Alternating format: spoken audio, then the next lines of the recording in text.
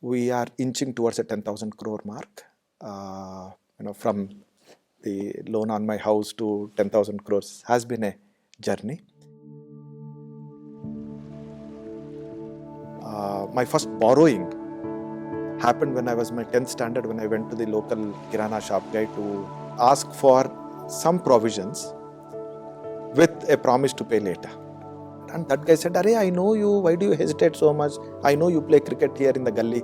So don't worry, just take it." And I knew the bill at that point in time was 72 rupees. So my first borrowing was 72 rupees. And I realized the power of social capital, the power of goodwill, the power of trust that can unlock lasting contracts which no legal document can bring in.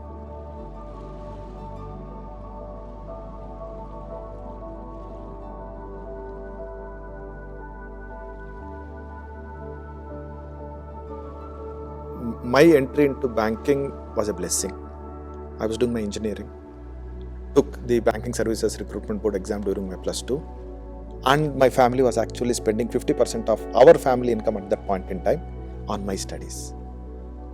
So 6 months into this engineering is when I got a job in Canara Bank, is when the choice was obvious that I better leave my engineering, save that outflow for the family and start earning. My first posting in banking in Canara Bank happened in a rural branch. So my baptism into banking happened in rural, which is predominantly agriculture, because rural and agri are two sides of the same coin. So there were hundreds of customers who did not know how to write, and they were dependent on the branch of Canara Bank at that point in time to save, to borrow, all of that. And one particular episode, there was one customer of ours who did not have one leg, youngster, could be about 30 or so. He was coming to the office, sitting the whole day and going back, and I was wondering, why is this gentleman coming, sitting and going back? After the third day, I went to my manager and asked, why is this gentleman coming and going? And I was new, I had no clue. And he said, no, his loan is to be renewed. And the person who is supposed to renew is either busy or is on leave, something like that. I actually lost my cool and fought with my branch manager, saying, you could have asked one of us, no, why do you make this gentleman suffer? Realized how vulnerable these people are and their dependence on the bank funding. A lot of our products as a bank at that point in time were designed from the perspective of the provider of the product, which is from the perspective of a bank. So a crop loan which is given to a farmer, what banks were doing or continue to do in most of the cases is disburse, expect the customer or the farmer to keep the money aside, invest, harvest and pay back. But the issue is, this person does not have a bank account or has many demands on this money. So the moment you have liquidity, the investment may not happen in the activity. You actually may end up using that precious liquidity for something else. And then when they have to invest in the crop, they may either compromise that step or go to informal money lenders, sell their crop in advance, or do high cost borrowing, which all have an impact on the harvest, the extent of realization that you get from the harvest, right? This is if the crop goes through the entire cycle. Now imagine, for whatever reason, if the crop fails. Now from a debt perspective, you are indebted completely, but then as an activity it has not gone through, but you have used the money, you have to still pay back.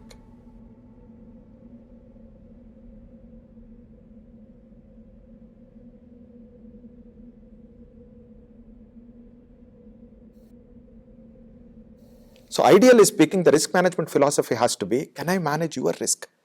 Because my money is risky in your hands if your risks are not mitigated, right? The only way to make agriculture happen is in a symbiotic way, aligning the incentives, being a partner, being together, right? Those are the things that got ingrained thanks to these experiences. And the best thing again for me to have happened is it was during that period that I stumbled into Heartfulness. It gave me what is an anchor, something to hold on internally, and the kind of decisions that I could make, which don't sound too logical from a risk perspective. Sammunnati started with a loan on my house and my provident fund money from my previous employment. So I took a loan on my house to the extent of 50 lakhs, and my provident fund money was about 30 lakhs, and I'm from a lower middle class background. So other than that, I had nothing. Getting investors was a problem because lending at that point in time, that too in agriculture, was not. It's actually an oxymoron. Lending and agriculture and a private entity. People were a little apprehensive about the model. Many people dismissed, saying, "Arey, he has gone crazy." And one of the investors said, "I will put in money if you confirm that or commit that you will do only agriculture." He said, "Neki aur pooch. That is what I wanted to do, and you are saying you would support me, so let's go with it." And that's how the journey started. Once I got the first check, there was no looking back.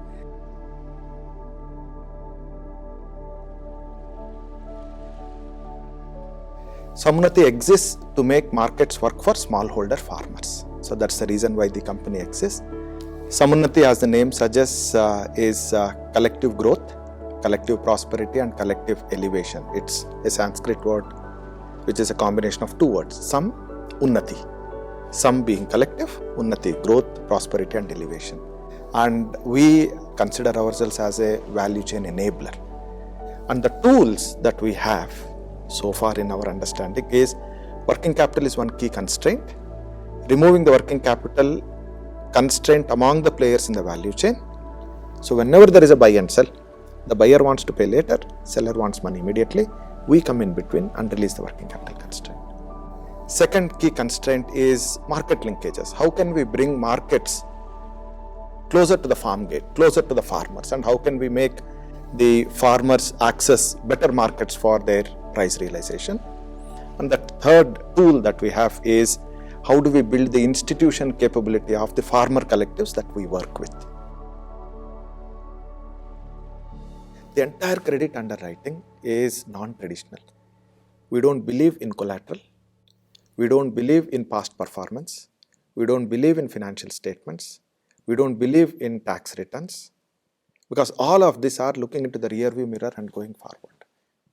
99.99% of human beings honor their commitment. From a geographical expansion, we are in about 22 states now. We are about 650 people in Sammunnati. From a gross transaction perspective between agri-finance and agri-commerce, we are inching towards a 10,000 crore mark.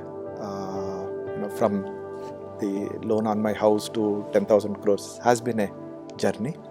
But the best part from a financial perspective, when many people said, why are you getting into agriculture and lending? The loss, actual write-off, the credit cost of any business that they say is about 0.4%. It only validated the trust.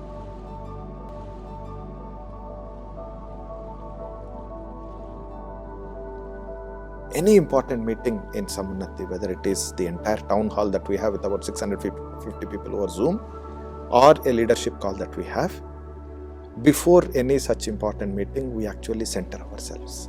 And all that we say is, hey, can we close our eyes and make a prayer that the one who is guiding us guides us to make a right decision, which is in the interest of a larger humanity. So we are not touching, any personal beliefs and faiths of the leadership team or the team members. But then the prayer is universal, right? All that we are saying is, hey, guide us in the right path. And our right path is what we are going to decide in this meeting benefits a larger humanity. So there are costs of learning. Some decisions go wrong. There are many instances of being driven by intuition, being driven by what feels right, though logically it may not. And case in point is the first wave of COVID. We had two options as an organization. One option is preserve our cash flows, because we had no clue whether we'll have money or not. But what felt right for us at that point in time is our customers are also going through the same liquidity constraints. This is the time that you need to be with the customer. When you say you are a partner, you have to be a partner. So we made this decision that we will not hold the money back. We will turn around. In fact, we increased our disbursements. And some of the larger borrowers who were not as active as they were prior to pandemic, we went to them saying, hey, you know what, we need to support our more vulnerable clients. Can you prepay some of your loans? And they prepaid. Right? So the liquidity was coming from the customers who did not want money, parting with their liquidity, trusting in us that we would actually go back to them and make good that liquidity when they need, which we did later. And then the market responded. We started getting more and more liquidity, and we started deploying more and more liquidity. In the first wave of COVID in the 6 months, we did close to 700 crores of market linkages.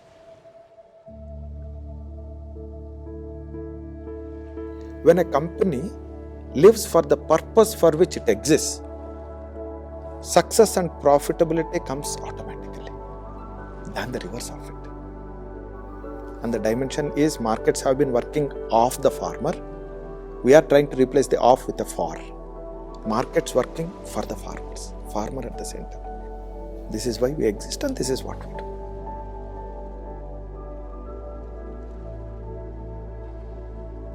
This was not a business. This continues to be not a business for us. Most of us who are part of the initial team, we all consider that this is an opportunity to do something meaningful that gives us some satisfaction that we are here for a purpose.